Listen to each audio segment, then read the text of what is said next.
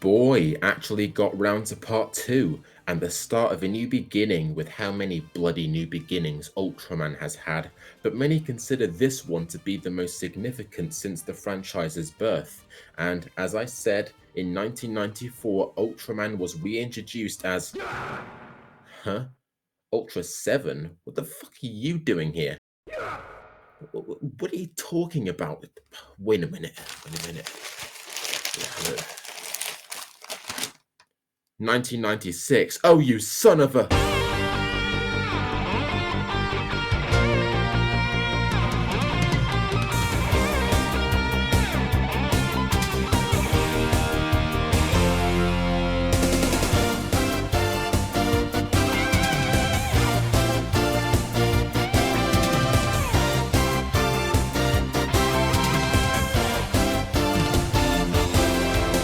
Some might argue over the 90s being the Ultraman golden age rather than the 70s, and it's not too hard to see why. The first true Ultra show in 15 years, Ultraman Tiga, marked a new, henceforth wit forsooth.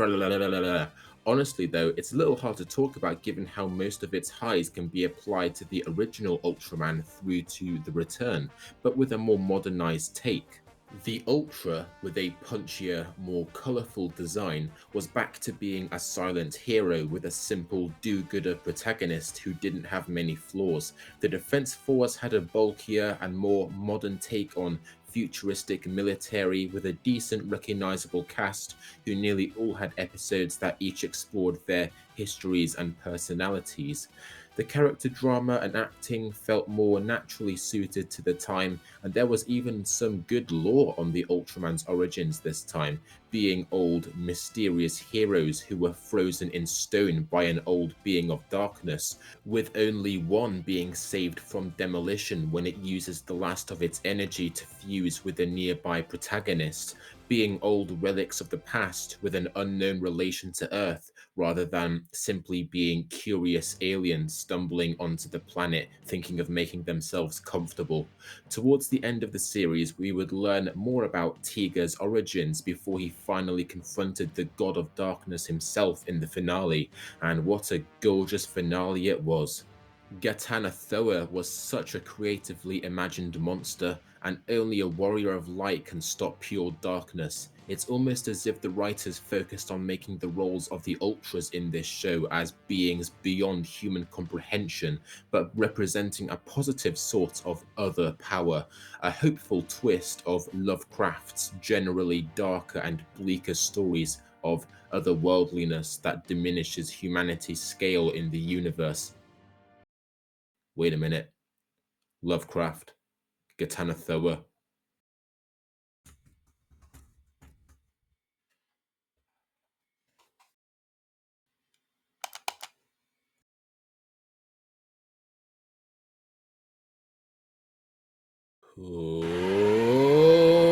Throughout the show, monster designs were fantastic and some interesting new personalities were given to the new aliens and folklore monsters, but how Tiga just works as a modern Ultraman show is more about how these good concepts just accumulate into some very creative plots. The kind of interactions the villains have with the cast made for some tension and drama we'd never seen before. Some of the main characters may have solo adventures where they run into an old friend only to find their relationship under threat by an invader. You had an alien holding one of the main characters, Rena, and her father hostage as he plans to avenge his comrades who were unknowingly destroyed in a testing site, leading to the two trying to amend their relationship as they tried to escape. Another shows a symbiotic alien trying to survive by inhibiting the Defense Force's base, leading to a claustrophobic ride as they try to survive in an increasingly sealed off environment and try to devise a method to outsmart the parasite. Some ancient villains like Sakuna Oni single out our protagonist Daigo throughout the show and try to pry into him on his lone role as Ultraman and his inability to understand his other side. A nice twist on tropes from the older shows. Seeing these new detailed villains in some good budget action was always fantastic too. You even had a few beautiful throwbacks, with returning master directors like Akio Jijoji giving new surreal episodes like Flower, with his rich and suspenseful cinematic vision seamlessly fitting into the show's modern feel, with a couple of kabuki themed aliens giving their stone gazes onto our cast unknowingly enjoying a cherry blossom break in their territory before Daigo realizes something is wrong, leading to a pretty stunning climax. Bruh, you ever heard of this thing called kabuki? Well, it's kabuki you gonna get.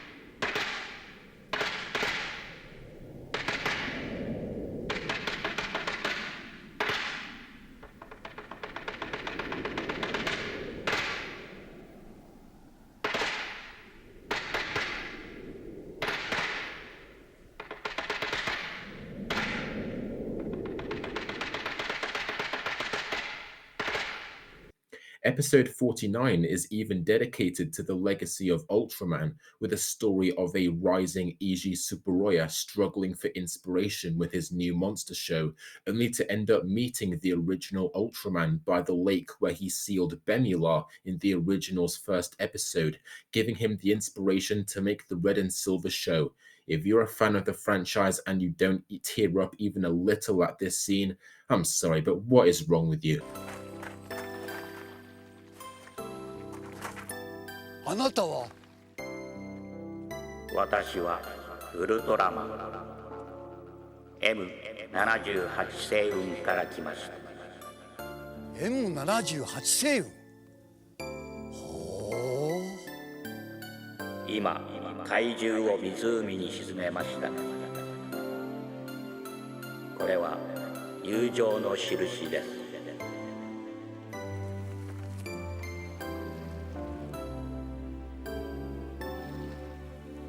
これはウルトラの星です。これが大きな力になるでしょう。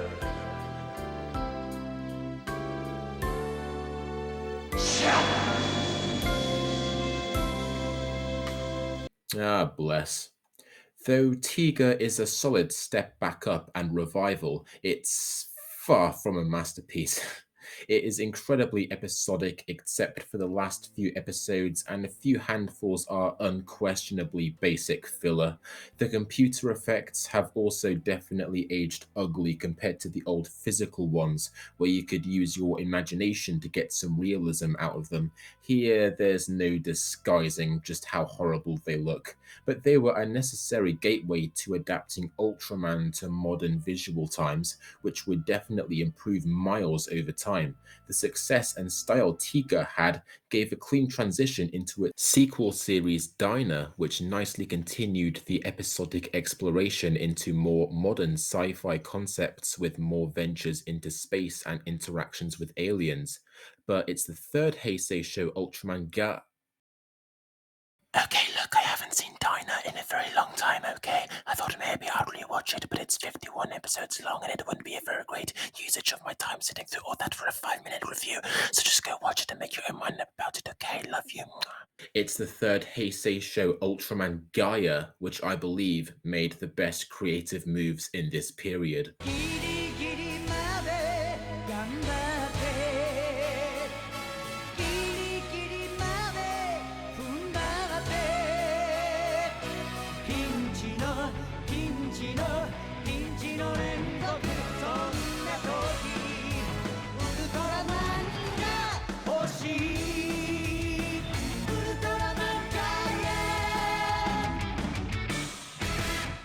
Gaia has some of the best character writing this series has to offer. Gamu, a timid university student studying technology, goes on a journey of self-discovery after a virtual reality test accidentally links him to a giant of light who sees his shared determination and bestows his light upon him. After joining the organization XIG to help solve scientific anomalies that are attracting monsters, his morals on working for humanity's future are challenged by the mysterious Fujimiya, an ex-scientist whose losses and fusing with his own Ultraman Argul led him to believe the only way to save the Earth is to wipe out humanity and let nature run its cycle.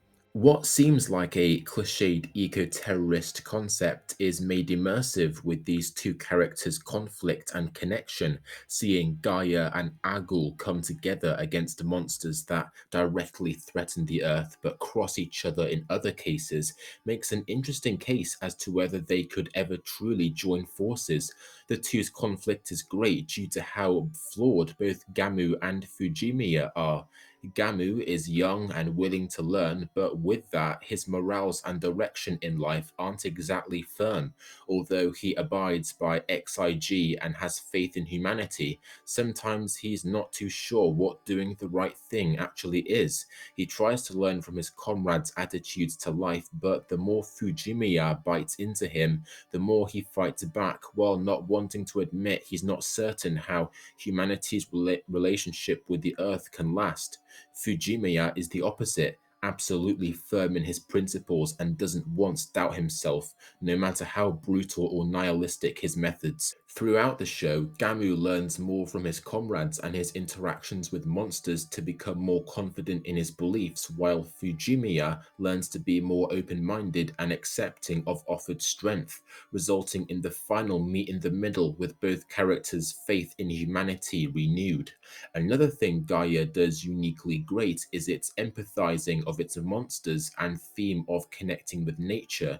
Some monsters Gaia fights he discovers are merely creatures living in their habitats protecting their young, and over time, he and the main cast realize a multi-dimensional villainous force is at fault for causing most of Earth's monsters to act hostile. No, not Yapple, leading to our main characters sometimes unifying with these creatures to fight back against the real threat. This makes for an interesting extra narrative with how Gamu figures ways of how humans can coexist with these creatures that are essential to nature's balance. Gaia is also admirable for having the biggest main cast in an Ultra show to date, having several teams of XIG consisting of 3 members each: Team Lightning, Falcon, Crow, Hercules, Seagull, and Marlin, while Ultra 7 was the first and to this point only show to have multiple staff members shown around the headquarters to get a feeling for this organization being vast and difficultly managed rather than a group of 5 or 6 people running everything. Gaia is the first and only show to this date to show a ton of members operating different sections and actually try to develop nearly all of them. But this doesn't shy away from Gamu's journey, as some of these characters' development shines best when Gamu tries to get involved and learn from them to form his own principles.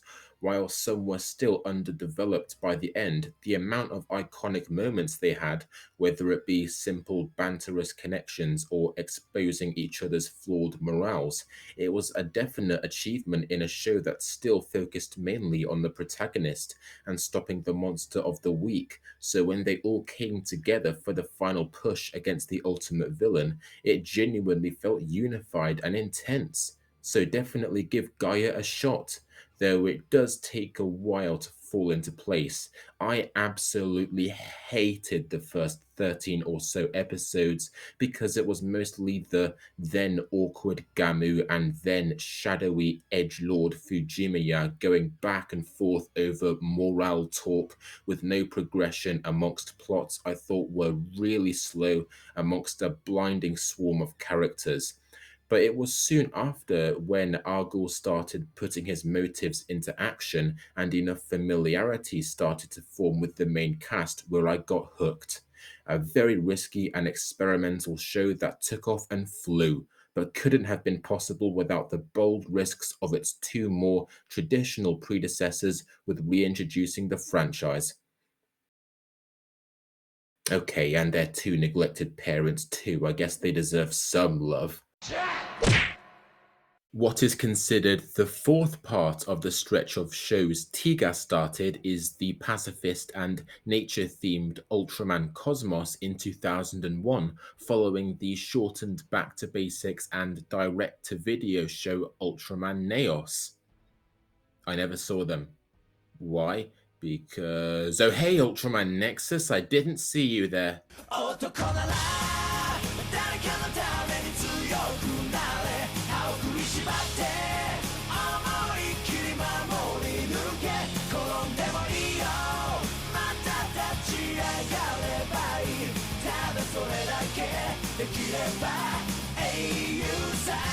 Yeah, Nexus was a pretty great one. Trying to incorporate more serious drama and get darker themes of trauma made Nexus quite a standout show.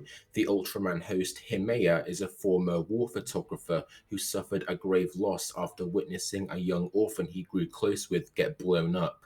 After the being of light decides to fuse with him, he goes on a lonely journey as a broken man, thinking this bond of light is a punishment for his sins at being unable to help his friends' deaths. He has constant nightmares of awakening at a forest full of ancient ruins. He also commonly ponders why he was specifically chosen to be Ultraman, as his giant handler refuses to communicate with him, giving a nice twist of the Ultra Host formula.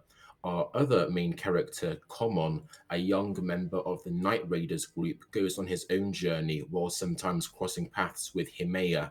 Common is seen as a younger, innocent man who joins up to the Night Raider organization. Unlike the other defense forces in the franchise, the Night Raiders operate secluded from the public eye, and their mission is not only to eliminate supernatural threats, but keep them hidden and unknown from the public, even if it means wiping people's minds. This makes for another interesting plot point as the good but inexperienced Common questions the ethicality of this practice, only for his senior to show him a man driven insane from witnessing a monster attack and a crowd of people mourning their families who seemingly died in a bus crash, claiming it would surely be better if this man lived sane and unknowing, and these people mourned without knowing their loved ones were actually eaten alive by a monster.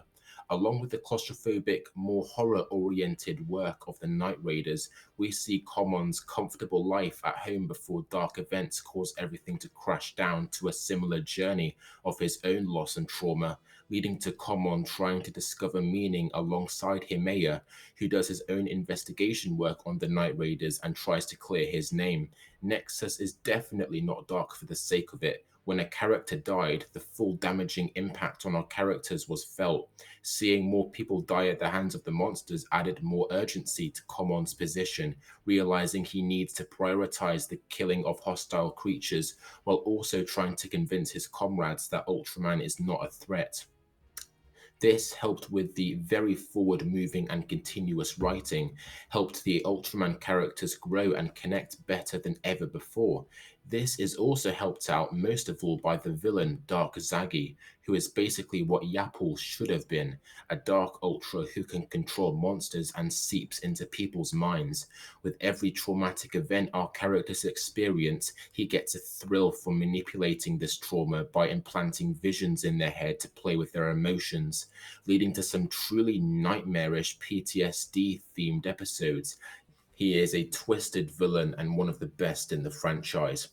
Unfortunately, due to poor viewership from younger audiences with Nexus's dark, more drama centered tone, and some terrible choices with its airing times, Tsuburaya rushed the final episodes to make a quick change back to light and happy in 2005.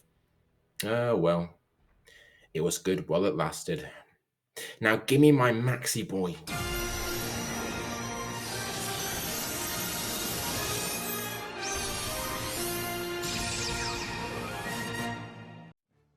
Max holds a special place in my heart. What else would you want from a fun, bright show from the mid 2000s, being a back to basics, light-hearted ride, but still needing to get up to date with modern standards? Acting was more exaggerated and cartoony, more CGI was used than ever, slapstick humor and positive messages had never been more in your face. Ultraman was back to being a simple hero but with flashier attacks, as well as old Showa era monsters making their first big traditional comebacks for nostalgia.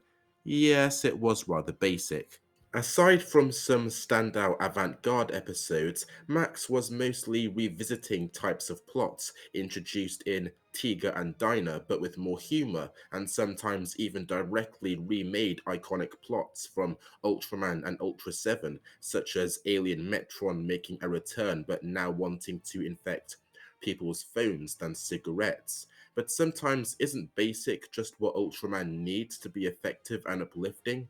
It can be easy to be turned off by the over the top characters and dorky scripts, but while Tiga's more play it straight characters could make for some pretty dull episodes, Max's more cartoonish characters and acting match the playful energy of the show just right.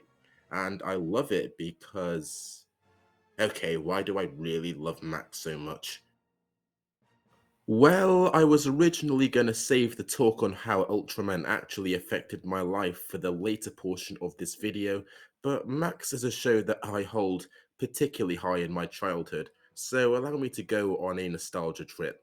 When I was living in Bangkok 14 years ago, Jesus Christ, I'm 20 now, what the Ultraman started to become a huge part of my life with the amount of bootlegged DVDs of old Showa episodes and toys you could occasionally get in the local 7-Eleven and street market. I'm not sure what attracted me to Ultraman in particular, whether it be because it seemed like an obscure gem of kids' TV and had so much fun varieties of monsters and fights. Either way, I fell in love with the older shows despite only being in it for the action. But things began to change in 2008 when the company DEX won the rights to distributing one of the latest shows, Max, in Thailand, making it, as far as I know, the first Ultra show to legally be distributed in the country. So 6, going on 7-year-old me was overwhelmed with the amount of Max merchandise and DVDs that were flooding everywhere.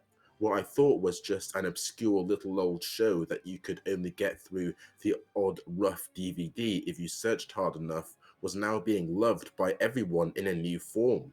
I remember I even got to see a stage show at my local shopping centre where Max fought Alien Bolton, which of course was to celebrate this legalised televising, and it was one of the best memories seeing Ultraman brought to my local area. The show itself I made some great memories with. I was always hunting for DVDs to build up my collection, and when I sat down to watch it, I found the characters more attachable, the action more compelling, and the simple humor and good messages more engrossing than the more slow-paced Showa episodes. It definitely felt like something new to my younger self. Well, obviously because it was the only recent Ultraman show I had seen then, but moving on. Especially considering I could only buy random episodes of mixed shows before, but here I could actually soak in an entire show's continuous run. My 2 years living in Thailand brought some of my best and most adventurous childhood memories. How I had a show very special to me at one of the best times of my life from a franchise that I continue to love to this day is something absolutely worth savouring. How I can watch the bright and positive show today with a new adult's enjoyment while also being able to relive some golden memories I had alongside it is, well, something beautiful.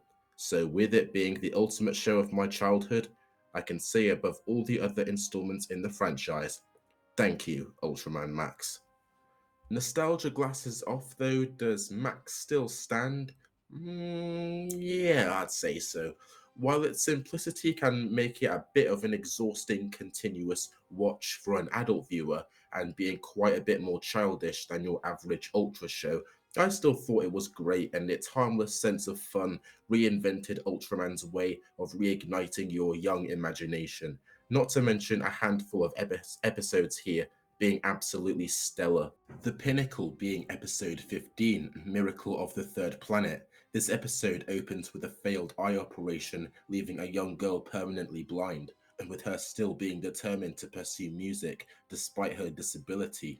Meanwhile, our cast try to destroy a grounded meteorite with missiles, only for their attacks to transform it into a hideous sentient monster that can fire its own missiles.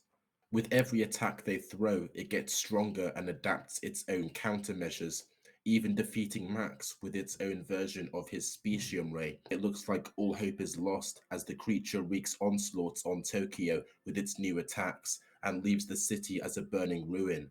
As it approaches the blind girl's burning home, she decides to play a song for it. The monster stops in its tracks and begins to deconstruct its weaponized features and starts to replace them with music-making appliances and a peaceful new design, leading to Max with a new understanding, guiding it back to space with his own music, leaving a beautiful message of communication and kindness that best encaptures what this franchise means.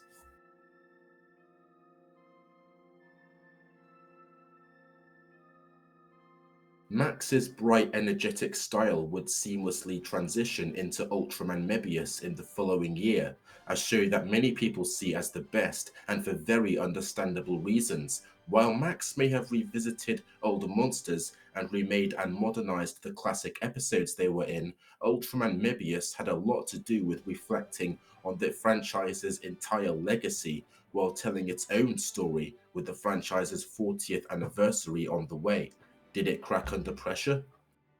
Ultramen haven't been seen in 25 years, with the original Showa Ultras being the only ones included in this show's history.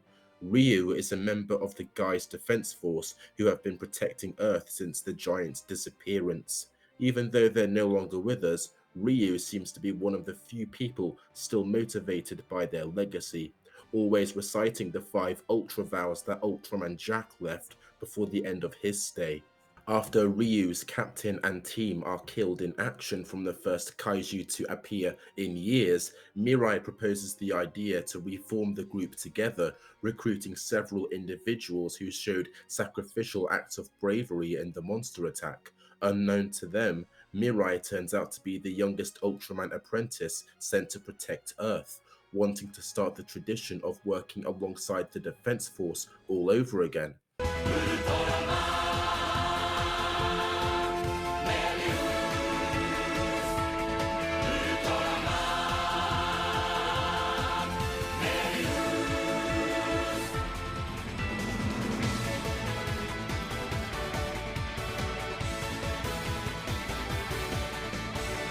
Off the bat, it's the first time since Leo where we've seen the Ultraman disguised as a human.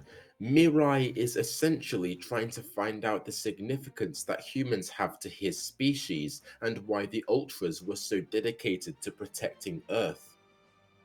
While some may say his character is quite ham-fisted with too much unrealistic positivity, I think his character perfectly encaptures the Ultraman's attitudes to always seeing the best in humanity, near immortal giants of light who cherish and see the best in flawed people with short lives. Always ethical, learning from local strength and valuing of the friendships he makes to the fullest, Mirai is a great protagonist whose standout moments show a consistent attitude doesn't immediately make a character one-dimensional. The interactions he sometimes has with his superiors, as well as partaking in unresolved conflicts of previous battles they had, also allow Mirai to develop his own values as an Ultra, as well as give some great nostalgic moments that do the original shows justice. And as for our main cast, I really like them. Their personalities are a lot more contrasting than Max's cast, with characters having issues with confidence, egotism, receiving other offers in life, and just devising ways to achieve their goal. It makes for some of the franchise's best chemistry, though Mebius definitely puts a lot more emphasis on the characters' relationships than the logistics of them as a weaponized organization. This even plays on the very common trope in Showa Ultraman, where nearly all the protagonists were recruited to the fighter jet flying defense forces only after a sacrificial heroic act with no prior training. So I guess this show just goes all out with making every member untrained, with only their determination and faith in humanity linking them together. I mean, we have a school teacher, a medical student, a professional motorcyclist, and a famous football player with no experience handling weapons or jets, all getting pulled in to join in episode 2.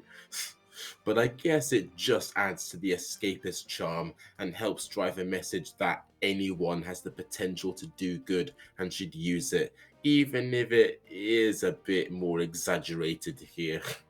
But what makes Mebius great is how it forms its own narrative while balancing fan service. From the first episode, where Mebius makes his first descent and pops the planet's 25-year Ultra Cherry, you see a bunch of people witnessing in awe at this hero who has been missing from a quarter of a century.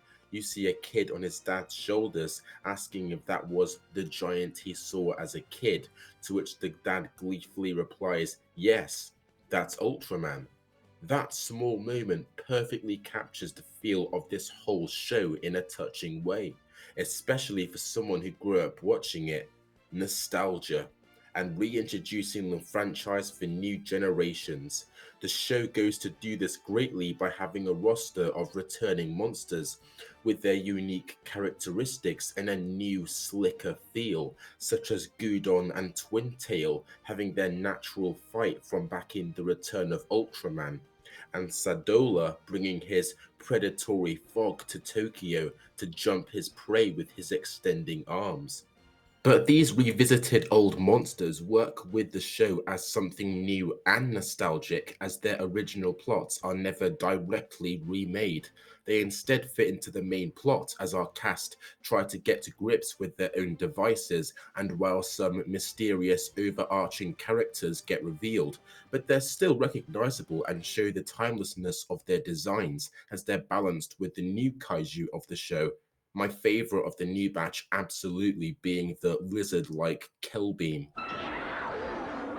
Easy boy. Throughout guys trying to put their own combat to these foes, we have our own plot to follow of a mysterious dark ultra called Sulugi. After crossing paths with Mebius, Ryu uncovers the identity of this ultra's human host. It's his dead captain.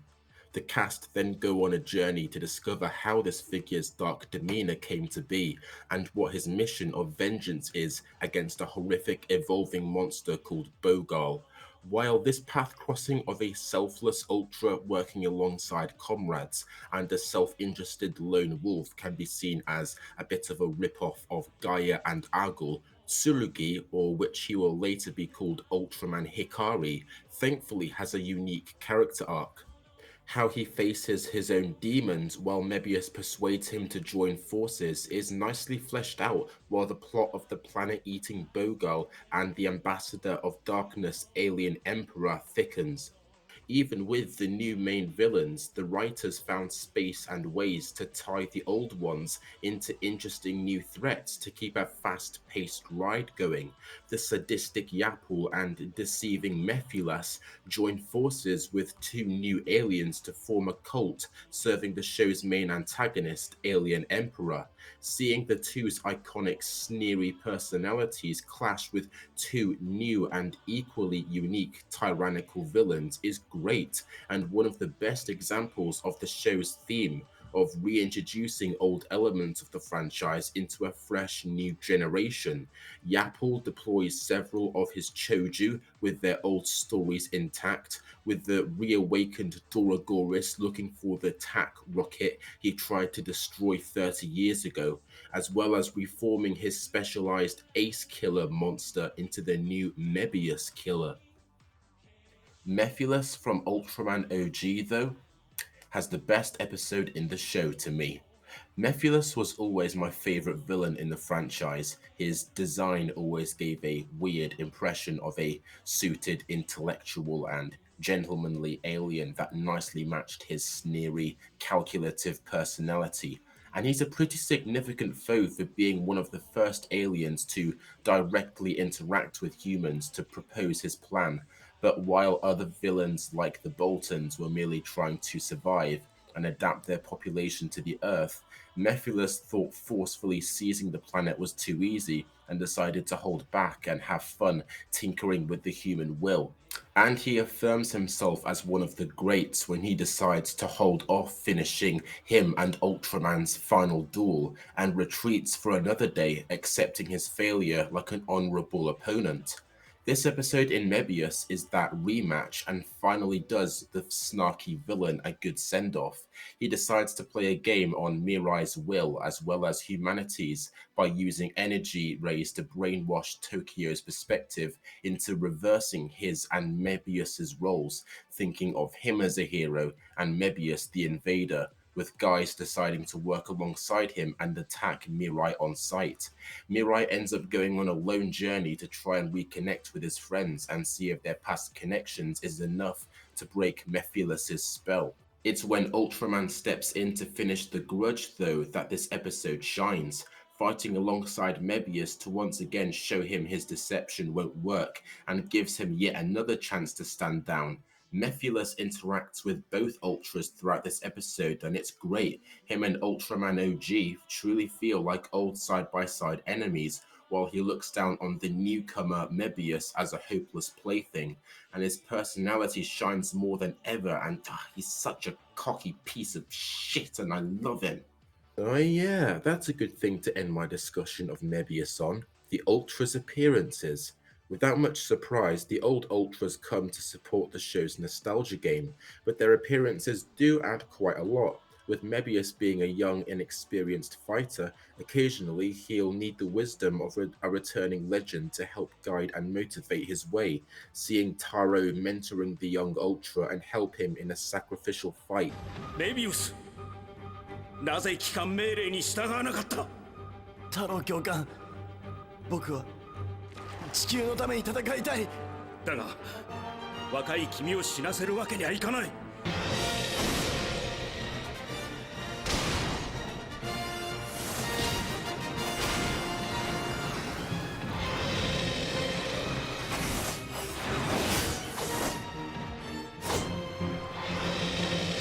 Is great, but also seeing the original actors return to show their human alter identity's wisdom and inspire one of our characters makes it so much better. Seeing our old heroes aged but smarter, reflecting on their past grave mistakes and the main lessons they learned on Earth is not only a hit in nostalgia, but also adds to the characters of our old Ultras and shows their huge influence and relevance in the franchise to this day. Seeing Dan Moroboshi tell a wanderer's tale to one of our Guy's characters to value the bond between the Ultra and his human comrades, as he had a similar encounter when he was fully dependent on his Ultra Garrison after getting defeated before he comes to the imprisoned Mebius's aid at the last minute, just put the biggest smile on my face. Seeing not only returning Ultras themselves, but their show's unique tropes and themes seamlessly fit into this one show style is just bliss, such as 80s School having a reunion, and now fully hardened Jen once again showing the brutal means to be a lone fighter by ripping Mebius from his cuddly dependency from Guys and training him into being more capable and resourceful, and Hokuto finally reuniting with Minami for one last time, whom he had lost near the end of Ultraman Ace. Seeing the good outcomes and the sacrifices these old warriors made when they come to help our main characters face their modern problems is just so fulfilling, seeing the ones that started it all being remembered and adapted so faithfully. How Mirai also develops as a protagonist and learns what it takes to be an Ultra as he learns up front from his elders and side by side with his comrades is also beautiful, and the finale of the show where everyone comes together is beyond fitting and a love letter to the franchise. It's nostalgic, but doesn't just use that to try and substitute being a good show. It's just so good.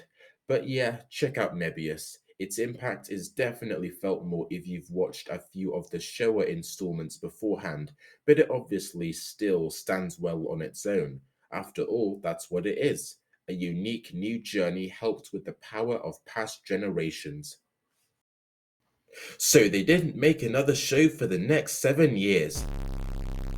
Okay, that may not be true. There was a show centered around the franchise's kaiju called Mega Monster Battle in 2007, but there wouldn't be a true story driven and traditional Ultraman show again until 2013. So, could this be considered another sort of dark age for Ultraman?